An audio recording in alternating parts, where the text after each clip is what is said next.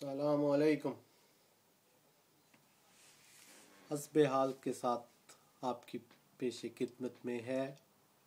मैं अपना तारीफ खुद क्या कर रहा हूँ, बस यूं ही समझ लीजिए कि पूरा पाकिस्तान आपके साथ मुखातिब है।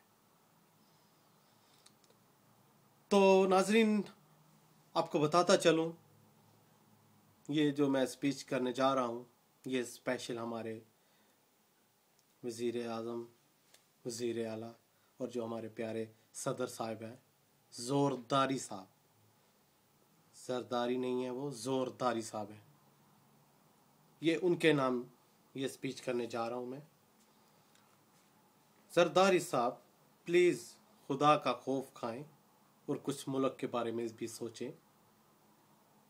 आपने क्यों ऐसा सोच लिया हुआ है कि इस मुल्क का बेड़ा गर्क करना ही करना है?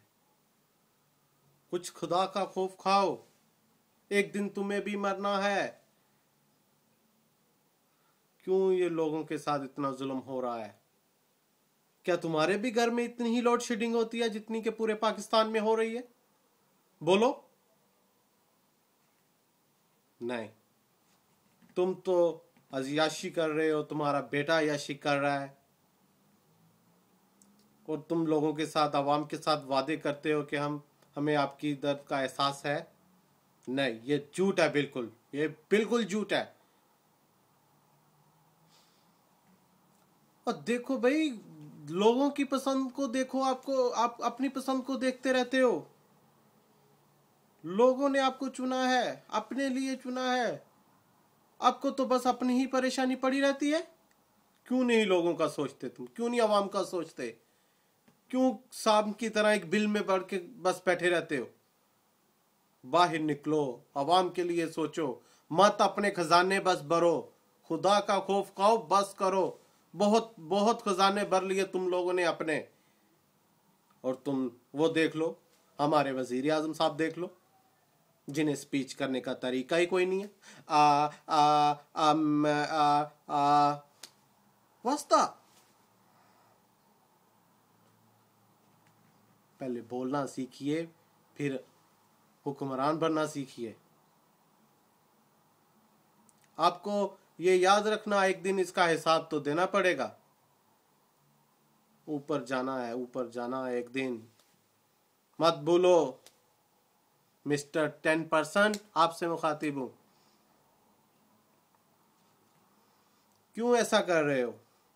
क्यों मुल्क का बेड़ा गर्क करने पे तुले हो? प्लीज खुदा के लिए लोगों पे तरस खाओ और जो तरीके से है उस तरह मुल्क को चलाओ। ऐसा बिल्कुल नहीं चलेगा हमारे मुल्क में।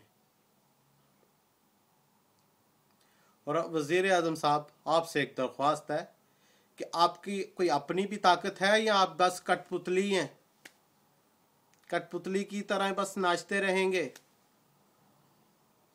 अपने आप को एक अच्छा आदमी बनाओ, लोग आपको पसंद करें, लोगों का आपसे खुश हों और वो आप फख्र करें कि हमारे हुक्मरान अच्छे हैं। सब आपको कुत्ता कुत्ता कह के पुकारते हैं और आप स्टिल वहां पे जमे बैठे हैं। अरे भाई, अगर लोग आपको पसंद ही नहीं करते तो आप क्यों जोरदारी साहब, क्यों जोर से कुर्सी लेके बैठे हैं? आपको तो छोड़ के चले जाना चाहिए, आपको तो मर जाना चाहिए था। अगर आप में इतनी भी गैरत हो, आपको छोड़ देना चाहिए था ये सब कुछ। लेकिन नहीं, आप बहुत बड़े बेगैरत हैं, आप नहीं छोड़ रहे। क्या लेना है इस कुर्सी से आपको?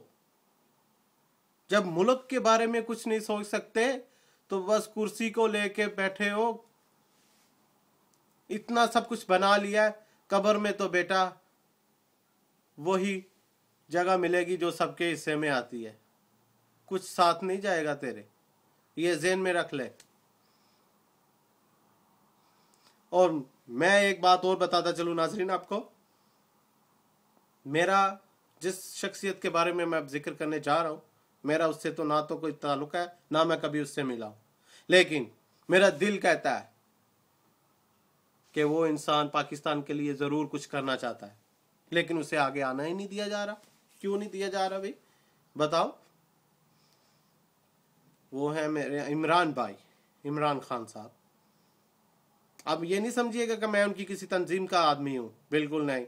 मैं उन्हें कभी आज तक मिला तक नहीं हूँ, लेकिन मैंने उन्हें बोलते हुए सुना है। उस इंसान के अंदर जज्बा है पाकिस्तान को बचाने के लिए, और मैं गारंटी से कह सकता हूँ वो इंसान ना तो किसी शोहरत का भूखा है, ना किसी पैसे का वो भूखा है। वो इंसान पाकिस्तान को लिए कुछ अच्छा कर सकता है, और खुदा के लिए कुछ ऐसे लोगों को आ लेने दो। मत लूटो इस मुल्क को, और क्यों इसकी जड़ों को खोखला कर रहे हो? इस तरह कुछ भी नहीं बनेगा आपका। मुल्क को आप खाई जा रहे हैं, अपने बैंक अकाउंट जो भी हैं सब बाहर रखे हुए हैं। मुल्क का बेड़ा गर्क करते चले जा रहे हो। इमरान भाई को आने दो, उनको एक मौका दो। वो इंसान पढ़ा लिखा इंसान है, आप सब लोगों की तरह जाली डिग्रियां लेके वो नहीं आए, ठीक है? और वो इस मुल्क को बेहतर तरीके से चला सकता है। और खुदा के लिए जरदारी, तुम अपना जो 10% का सिलसिला है उसे बंद कर दो, ये एक अच्छी बात है, ओके? और खुदा के लिए लोगों पे रहम खाओ, और मुल्क की खातिर कुछ करो, कुछ कर दिखाओ। समझ आइए आपको? और जो है अपने वजीर आला साहब, आप भी कुछ ख्याल कीजिए। आपकी भी पहले की तरह पंजाब में हुकूमत नहीं है। अब बहुत सितम हो रहे हैं गरीबों पे, कोई नहीं पहुंच रहा वहां तक। कुछ खुदा का ख्याल करें, मत अपनी ही सोचें, सिर्फ इंसाफ के लिए लड़ें। जो बुरा है उसे उसकी सज़ा ज़रूर दें। मत सोचें कि वो आपका कुछ है, कुछ लगता है। ये आपसे सब लोगों से मेरी रिक्वेस्ट है, और ये पूरा पाकिस्तान यही बोल रहा है जो मैं बोल रहा हूँ। ये नहीं समझिएगा ये बस मैं बोल रहा हूँ। सब लोगों से इजाज़त चाहता हूँ। अल्लाह हाफिज़।